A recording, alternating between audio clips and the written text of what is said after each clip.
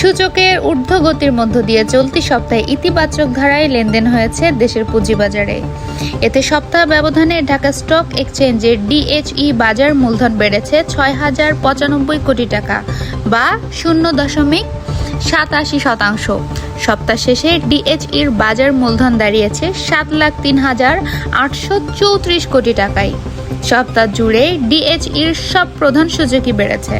প্রধান মূল্য সূচক ডিএচইএক্স ৬০.২০ পয়েন্ট, ডিএসইএস ২০.১৮ পয়েন্ট এবং ডিএচ30 সূচক ১৫.৭৫ পয়েন্ট বৃদ্ধি পেয়েছে।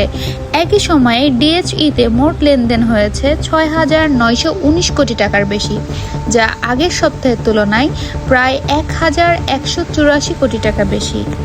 তবে প্রতিদিনের গড় লেনদেন সামান্য কমে ১,৩৩৪ কোটি টাকায় নেমে এসেছে।